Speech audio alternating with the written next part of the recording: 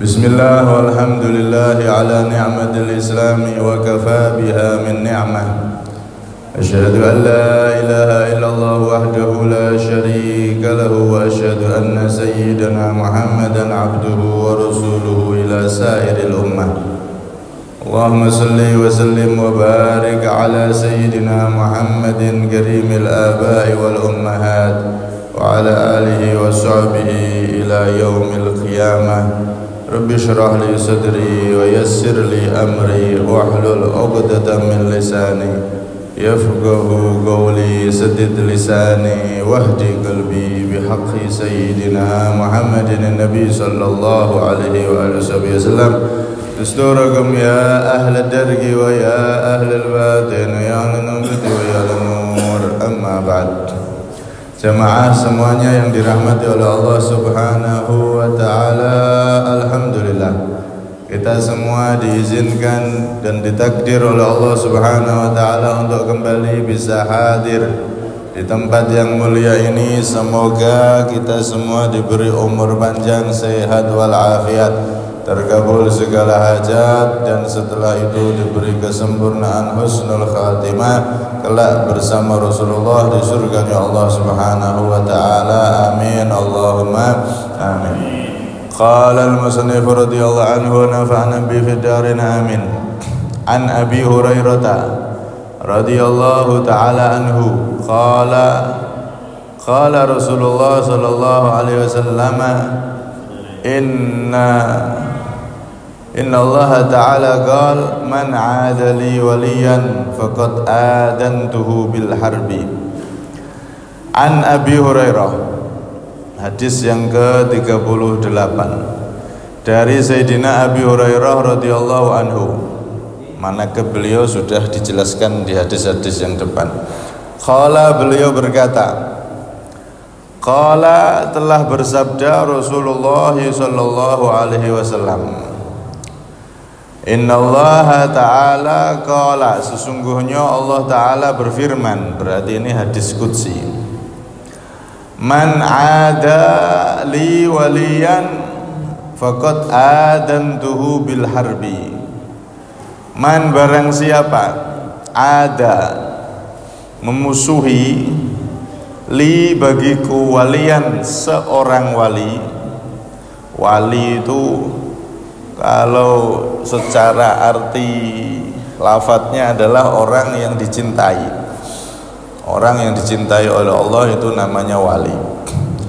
Siapa yang memusuhi seorang waliku, faqad adantuhu, maka benar-benar aku kumandangkan hu, pada dia, orang tersebut, bil harbi, dengan peperangan. Jadi hadis ini hadis qudsi. Allah Subhanahu wa ta'ala dengan tegas menyatakan siapa saja yang memusuhi satu wali, satu aja, apalagi kok dua wali, apalagi tiga wali, apalagi lebih dari itu, satu aja. Siapa yang memusuhi satu walinya Allah atau orang yang dicintai oleh Allah, maka berarti siap-siap perang sama Allah, alias dia pasti akan jadi orang yang hancur dan binasa, celaka, karena tidak mungkin menang perang sama Tuhan. Hadirin hadirat yang dirahmati oleh Allah Subhanahu wa ta'ala, Al-Imam An-Nawawi, sahibu hadal kitab, pengarang kitab Arba'in Nawawi ini, beliau memaknai walian, wali yang ada di hadis ini itu ada makna secara umum. Siapa itu walinya Allah secara umum? Ya semua orang yang beriman, wong Islam sing bener-bener taat, niku secara umum adalah wali atau orang yang dicintai oleh Allah Subhanahu wa ta'ala. Karena itu di dalam salah satu riwayat Nabi SAW pernah bersabda, man ada mu'minan, barang siapa yang mengganggu seorang mukmin, faqad adani, berarti benar-benar ganggu aku, kata Nabi. Wa man adani, siapa yang ganggu aku, faqad adallah, berarti benar-benar ganggu Allah. Wa man adallaha ta'ala falyatabawwa maq'adahu minan nar, barang siapa yang berani ganggu Allah berarti siap-siap menempati tempatnya di neraka, siap-siap kapling di neraka. Na'udzubillah min dzalik. Orang mukmin, wong Islam sing bener-bener taat niku masuk hadis ini, kata Imam An-Nawawi, termasuk wali, orang yang dicintai oleh Allah secara umum. Kemudian ada lagi menurut Imam Asy-Syafi'i dan Imam Abu Hanifah yang lebih tinggi lagi masuk hadis ini adalah orang mukmin, wong Islam sing ahli taat terus dia berilmu alias ulama dan dia soleh, itu juga masuk hadis ini, bahkan tingkatannya lebih tinggi dari yang tadi. Karena itu beliau berdua, Imam Syafi'i dan Imam Abu Hanifah ini radhiyallahu anhuma pernah mengatakan, illam yakunil ulama'u awliya Allah falaysa lillahi wali. Jika para ulama yang soleh-soleh itu, yang benar-benar pewaris Nabi itu tidak disebut walinya Allah, maka Allah nggak punya wali lagi. Berarti para ulama, orang yang beriman, ahli taat, terus dia punya ilmu alias ulama, niki juga masuk menjadi walinya Allah Subhanahu wa ta'ala, bahkan tingkatannya lebih tinggi dari yang tadi. Nih. Kemudian yang ketiga, ini pendapat yang paling kuat dan paling masyhur. Yang dimaksud wali di hadis ini yang paling banyak menurut para ulama adalah wali yang benar-benar wali, yaitu hamba-hamba Allah yang mana mereka benar-benar telah mencapai kesempurnaan di dalam mengabdi kepada Allah Subhanahu wa ta'ala. Makanya wali itu siapa sih? Al-wali huwal al-arif, huwa al-arif bima yajibu lillah wa ma yajuz wa ma yastahil. Seorang wali yang benar-benar sudah jadi wali yang benar-benar wali nih, seperti Wali Songo dan lain-lain. Itu adalah orang yang kenal sama Allah. Maksudnya kenal Allah itu apa? Faham betul sifat wajib bagi Allah, sifat jaiz bagi Allah, sifat mustahil bagi Allah. Kalau di ajarannya kiai-kiai kuno dulu niku ada aqaid khamsin, wujud, qidam, baqa, mukhalafatu lil hawadisi, qiyamuhu bi nafsi ila akhirih. Niku mboten cuman sekedar hafal, tapi benar-benar memahami seluk-beluk dari sifat-sifatnya Allah, sehingga benar-benar kenal sama Allah Subhanahu wa ta'ala. Terus setelah kenal seperti itu sifat-sifat Allah, dia sangat kenal al-muwadib ala ta'at, dan dia orang yang istiqomah taat. Istiqomah taat, al-mujtanib lil ma'asi, dan dia menjauhi kemaksiatan, benar-benar totalitas dalam menjauhi kemaksiatan. Karena itu kan disebutkan syarat wali itu harus mahfud. Kalau syarat nabi harus maksum. Maksum itu terjaga dari semua dosa, baik kecil atau besar. Nah, syarat wali harus mahfud. Mahfud itu terjaga dari dosa, cuman kadang bisa melakukan dosa. Wali itu bisa melakukan dosa, tapi syaratnya nggak lebih dari 6 jam dia langsung tobat. Nek para nabi, apakah nabi itu bisa melakukan dosa? Nggak ada. Nabi nggak ada dosa, maksum mereka. Ismatuhum kasairil malaikah wajibatun wa fadlul malaikah. Mereka dijaga oleh Allah bahkan lebih dari para malaikat, para nabi ini. Terus pertanyaan kedua, kalau wali gimana? Apakah bisa maksiat? Bisa. Cuman langsung tobat, nggak sampai 6 jam tobat sudah. Itu bisa, wali melakukan dosa itu bisa, karena wali bukan nabi, levelnya di bawah nabi. Nah, wali ini orang yang ahli taat, terus orang yang ahli menjauhi maksiat, benar-benar totalitas menjauhi maksiat. Kalaupun terpeleset maksiat, dia cepat tobatnya. Kemudian Al-mu'rid anit tawaghul fil ladatil mubahah. Orang yang berpaling dari segala hal yang hal-hal yang mubah-mubah. Mubah itu enggak menghasilkan pahala, yang enggak menghasilkan dosa. Contoh jenengan layah-layah, di rumah layah-layah, atau main WhatsApp, WA, asal yang dilihat bukan yang haram ya. Main HP itu kan mubah, kecuali yang dilihat haram ya jadi dosa. Wali itu mereka menggunakan waktunya untuk manfaat, untuk dapat pahala. Yang mubah-mubah itu dijauhi bener-bener. Kalaupun melakukan yang mubah cuman sedikit aja dari waktunya, enggak banyak-banyak. Nah kita orang kan boten. Kadang-kadang kita yang mubah-mubah itu terlalu banyak, tidurnya kakean, mangane kakean dan seterusnya. Nah wali itu jaga waktu, yang mubah-mubah berusaha dipersedikit. Kemudian mereka juga tidak terlalu memanjakan diri dalam makanan, pakaian, tidak berlebihan maksudnya dalam makanan, pakaian dan seterusnya. Kemudian dia itu orang yang alim, tahu kewajiban-kewajiban kepada Allah Subhanahu wa taala. Karena itu disebutkan mattakhadallahu min waliyin jahilin walau ittakhadahu la'allamahu wala yakunu illa amilan bi ilmi. Allah itu tidak akan pernah menjadikan seorang wali dari orang yang enggak punya ilmu alias orang bodoh, enggak ada. Wali itu semuanya berilmu. Kalaupun ada orang bodoh yang enggak berilmu pengen dijadikan wali oleh Allah, maka orang tersebut akan diberi ilmu dulu oleh Allah, setelah itu diangkat derajatnya jadi wali.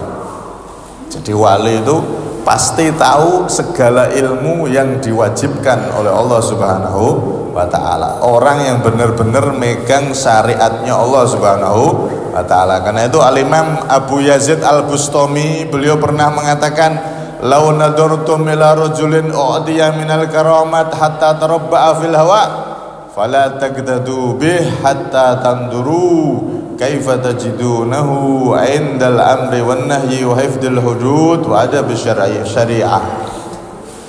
Singkatnya, kalau kita lihat ada orang punya keramat, dia bisa terbang sila sampai ke udara, tersila gini terbang sampai ke udara, atau jalan di atas air, semacam-macam keanehan-keanehan, maka jangan kamu anggap wali dulu, jangan kamu ikuti sebelum kamu lihat dia ini orang yang ahli ibadah apa enggak. Sholatnya ahli sholat jamaah apa tidak, ahli jaga kewajiban sama Allah apa tidak. Lalu Jumatan tidak pernah kelihatan, sholat tidak pernah kelihatan, terus bisa hebat-hebat seperti itu, jangan dianggap wali terlebih dulu. Dilihat dulu bagaimana dia menjalankan syariatnya Allah Subhanahu wa ta'ala. Andaikan kita ketemu orang yang hebat seperti itu, ojo langsung wali, jangan gampang-gampang menyematkan wali pada seseorang. Kemudian seorang wali itu benar-benar jaga dirinya untuk menjalankan syariat ajaran agama secara totalitas dohir dan batin. Sampai beliau Imam Abu Yazid Al-Bustami ini pernah dulu sama muridnya mau ngambil ilmu dari seorang ulama yang terkenal wali. Datang nih beliau sama muridnya pengen nimba ilmu sama orang yang terkenal wali tersebut. Sampai di situ pas orang ini sholat,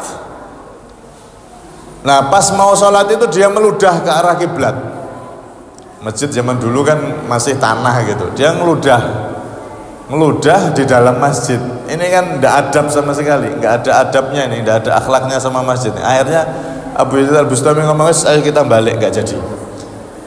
Adab sunnah Nabi aja nggak dia jaga, apalagi kok sirnya Allah, kewalian dari Allah. Tidak mungkin ada orang yang seperti itu bisa jadi walinya Allah Subhanahu wa ta'ala, tidak bisa jaga adab di dalam masjid. Akhirnya balik beliau.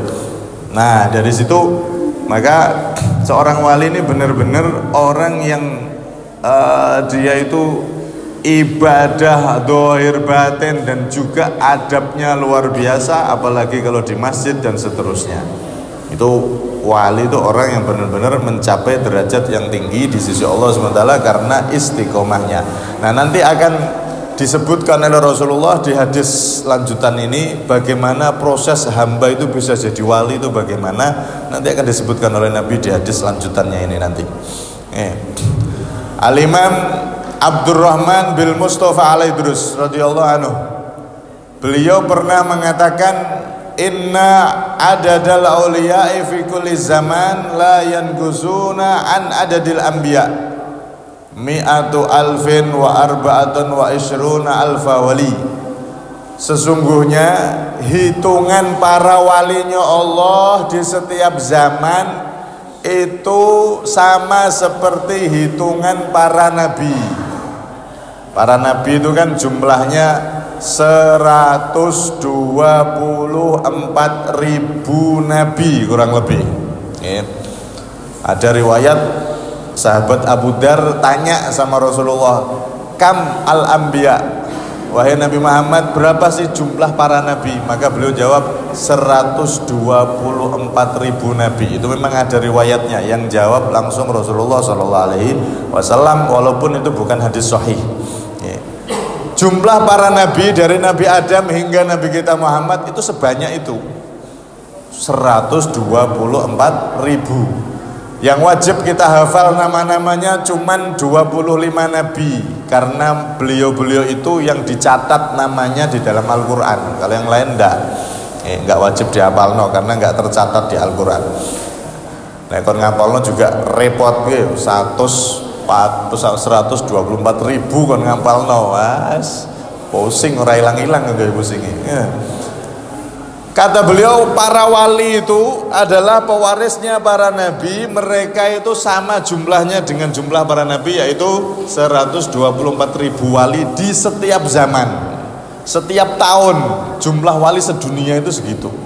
Kalau ada yang meninggal diganti satu, meninggal diganti jadi wali baru. Dikit kayak pilkada gitu loh. Gubernur habis masa jabatan, ada gubernur baru. Bupati habis, ada bupati baru. Wali kayak ngoten, cuman habis jabatannya kalau wafat baru diganti wali baru. Total semua wali di seluruh dunia itu, kata beliau, sama seperti total seluruh para nabi, yaitu 124.000 wali. Nah, para walinya Allah itu ada di setiap zaman, di setiap tahun, setiap saatnya, jumlahnya tidak berkurang seperti itu. Nabi di dalam hadis itu pernah mengatakan, la yajtami'u arba'una min ummati illa wa fihim waliyun lillah. Tidak berkumpul umatku 40 orang kecuali di situ ada satu walinya Allah Subhanahu wa taala. Ini kalau ada 40 ada satu yang jadi walinya Allah. Cuman wali itu ada 3 macam memang. Ada wali itu dia tahu dirinya ini wali dan orang lain juga tahu kalau dia itu wali. Ini wali model pertama. Ada wali yang model kedua, dia nggak tahu kalau dia itu wali dan orang-orang juga nggak tahu dia itu wali. Nah, ini Nabi kan ngomong kalau ada 40 orang, salah satu itu ada yang jadi wali. Mbok sopo iki tapi gak ngerti, gitu. Nah, ada wali itu dia nggak tahu bahwasanya dirinya itu wali dan orang lain pun nggak tahu dia itu wali. Wes gak ngerti wes pokoknya. Retine sok nang akhirat do ternyata dia jadi wali ning Gusti Allah. Kumpul sama para wali. Subhanallah. Yang ketiga, model ketiga, ada orang itu nggak tahu dia wali. Nggak tahu dia wali. Dia tahu wali, bahwa dirinya itu wali, tapi orang lain nggak tahu kalau dia wali. Ini model yang ketiga. Dia tahu dia ini wali, cuman orang lain nggak ada yang tahu. Bahkan istrinya nggak tahu kalau dia itu wali. Cerita yang masyhur itu Syekh Bajal Haban. Syekh Bajal Haban itu jadi wali goro-goro setiap hari dimarahi, diomeli karena bojone, tapi sabar, nggak pernah ngamuk, nggak pernah apa. Sama istrinya suwabar barbar pokoknya, nggak pernah bales omelane bojone. Tapi ujungnya wong bendino dikerawus, diomeli, sumpek. Nah pas sumpek beliau keluar, intinya ketemu sama orang-orang soleh, ternyata dia tuh jadi wali gara-gara ketika di rumah sabar sama istrinya, diomeli setiap hari, ndak pernah bales omelan istrinya. Makanya jenengan nek gada bojo ngomel-ngomel, kesempatan jadi wali, sabar. Nek wis gak kuat metu golek ngopi. Nah, wong wedok niku wis ndak usah dilayani nggih. Wong wedok nek kadung ngomel mboten usah jenengan layani, wis meneng dirungokno, nek mboten kuat ya tinggal ning warung golek kopi, ngoten mawon. Ora usah dilayani tambah kacau mengke. Wong wedok itu wis seperti itu. Tapi wong wedok sing kono nggih, bukan perempuan-perempuan sini. Soalnya kalau ceramahnya ten mriki. Nah, makanya wong wedok. Nah, itu para wali itu ada yang seperti itu. Nah, ada yang tahu dia wali dan orang lain tahu dia itu wali. Ada orang yang dia nggak tahu bahwasanya dia wali, orang lain juga nggak tahu. Ada dia tahu wali, orang lain nggak tahu. Subhanallah. Itu diantara para walinya Allah tuh ada model 3 tadi itu. Nah di sini di hadis ini Nabi SAW memberitahu kita jangan sampai memusuhi seorang wali, satu aja jangan. Orang yang sudah masyhur terkenal kewaliannya, jangan sampai kita musuhi. Kalau kita musuhi, membenci, apalagi mencaci, maka sama dengan perang kalih Gusti Allah, perang sama Allah Subhanahu wa taala. Kalau sudah perang sama Allah, ya sudah, pasti akan binasa, pasti akan hancur. Bahkan Al-Imam Asy-Syarani mengatakan, idza aradallahu salba imani mu'minin sallatahu ala an yu'diya waliyan lillah. Kalau Allah itu menghendaki seseorang itu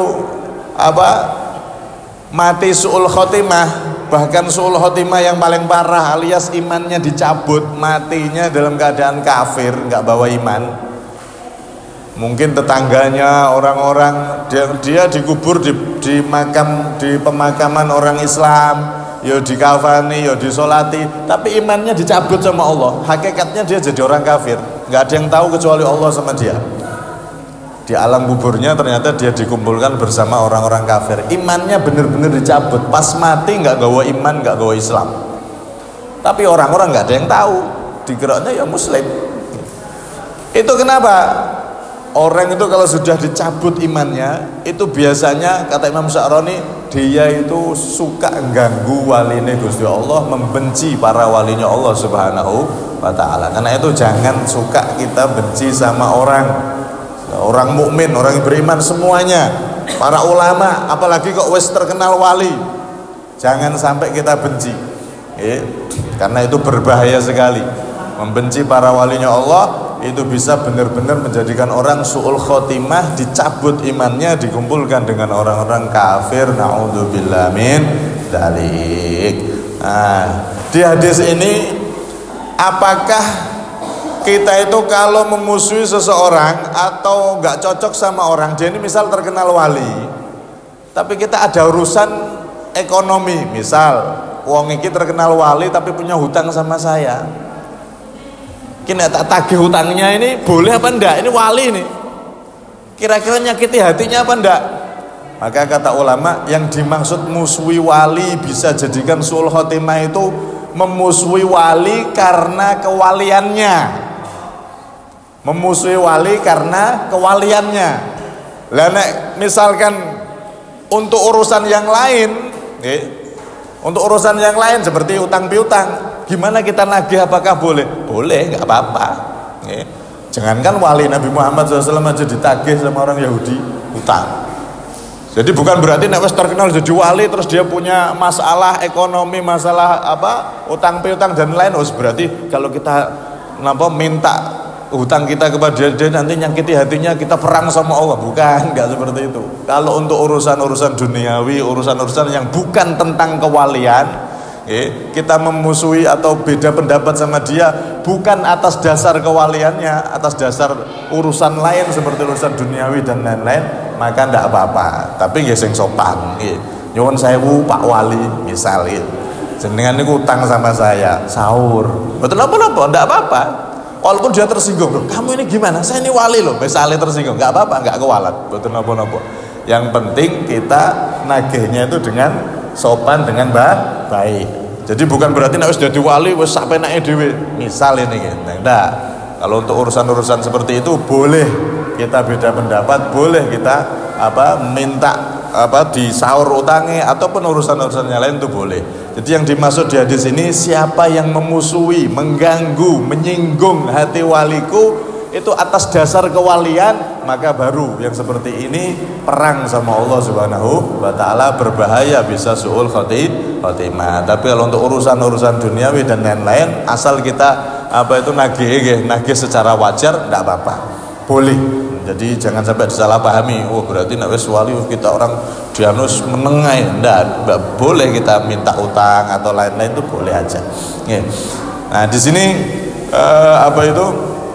menunjukkan bagaimana pentingnya kita untuk menghormati para walinya Allah, lebih-lebih cinta kepada para walinya Allah, sehingga kita akan masuk dalam hadis Nabi, almar'u yuhsyarul mar'u ma'aman ahab. Seseorang itu akan digiring, dikumpulkan kelak di akhirat beserta orang yang ia cintai. Nah, penutup, dulu di zaman Nabi yang bernama Nabi Jirjis, itu ada penguasa yang dolim, yang kafir, dolim. Cuman dia tahu, dalil-dalil itu tahu. Sopo wonge sing nyakiti waliku, maka berarti perang sama aku, menyakiti aku. Itu dia tahu, dalil-dalil yang ada di kitab-kitab terdahulu itu ada. Akhirnya suatu ketika dalam pemerintahannya ini terjadi paceklik luar biasa sampai hampir mati semuanya karena air betul-betul habis semuanya, kering kerontang. Akhirnya datang ini si raja yang kafir, yang belum beriman ini ke Nabi Jirjis. Saat itu Nabi Jirjis masih ibadah, sedang ibadah, zikir dan lain-lain. Ngomong akhirnya, "Hei Jirjis, wahai Nabi Allah, tolong sampaikan pesan saya, tolong kirim pesan saya, surat saya, sampaikan kepada Tuhanmu. Kalau hari ini tidak diturunkan hujan, maka aku akan menyakiti dia. Pokoknya hari ini harus segera hujan, kalau tidak dia akan aku serang, akan aku sakiti." Maka Nabi Jirjis dengar seperti itu, ini penguasa yang dolim, akhirnya mau munajat, mau doa sama Allah itu takut ngomong ngelaporkan apa yang diomongkan oleh raja tadi. Datang Jibril, "Wahai Nabi Jirjis, tadi dia ngomong apa? Sampaikan aja." Dia tadi ngomong ngancem Gusti Allah, nek ndak hari ini ngasih air, ngasih hujan, maka di hari ini Allah akan disakiti sama dia. Bagaimana mungkin seorang manusia bisa menyakiti Tuhan? Coba, kata Jibril, "Wahai Jirjis, tanya sama dia, bagaimana mungkin kamu manusia bisa nyakiti sama Allah?"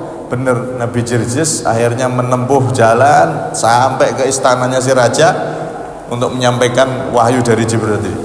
Jadi, "Tuhanku tanya sama engkau," malaikat Jibril memberikan pertanyaan, "kamu itu mau nyakiti Tuhan pakai apa?" Maka si raja ini, "Ya aku ini kan manusia wahai Jirjis, tidak mungkin aku bisa nyakiti yang maha kuasa. Tapi aku tahu cara menyakiti Tuhan dengan nyakiti siapa? Ya nyakiti hamba-hamba yang taat seperti kamu dan lain-lain pengikutmu. Kan nyakiti kamu, ya nyakiti Tuhan." Akhirnya Jibril datang, "Oh kalau begitu Allah Subhanahu wa taala akan segera mengirimkan hujannya. Jangan kau sakiti Nabi Jirjis dan pengikut-pengikutnya, sampaikan ke dia. Allah Ta'ala akan hari ini menurunkan hujan." Bener, hujan deras sampai penuh itu, air itu sampai tumpah ruah banyak. Sampai akhirnya si raja ini 3 hari itu hujan sampai tanaman itu tumbuh semuanya, subur semuanya saat negeri. Pas 3 hari itu masih hujan, raja ini datang ke tempat ibadahnya Nabi Jirjis. Akhirnya berkata, "Ya Nabi Allah, ma'ataitu harban bal silman." Wahai Nabi Allah, aku datang ke sini bukan untuk memerangi Tuhanmu lagi, ndak, aku ingin berdamai. Kemudian dia mengatakan, "Tuhanmu itu sungguh maha rahmat, memperlakukan musuhnya seperti aku aja seperti itu. Aku ngancem, minta aku ngancem aja, Tuhanmu rahmat sama aku, kerajaanku diberi hujan segini. Maka Tuhanmu itu benar-benar rahmat, maka aku pengen menjadi hambanya. Akhirnya dia pun masuk Islam, bersahadat di depan Nabi Jirjis alaihis salam. Nah ini orang kalau pengen ganggu Allah, nyakiti Allah, ya nyakiti hamba-hambanya Allah, terutama para wali-walinya Allah. Maka di sini pelajaran besar bagi kita, cintai para orang-orang yang taat kepada Allah, lebih-lebih para walinya Allah. Mereka adalah orang-orang yang khusus, orang-orang yang dicintai oleh Allah, dan semoga kita terhitung termasuk orang-orang yang dicintai oleh Allah dengan mencintai para walinya Allah Subhanahu wa taala. Mengke wong niku nek cinta sama para wali dikumpulkan kelak di surganya para wali. Semoga kita termasuk orang-orang yang dekat dengan para wali di dunia, sampai di akhirat kita tergolong di dalam golongan mereka. Amin Allahumma amin. Kurang lebihnya minta maaf. Hadza minni wal 'afwa minkum.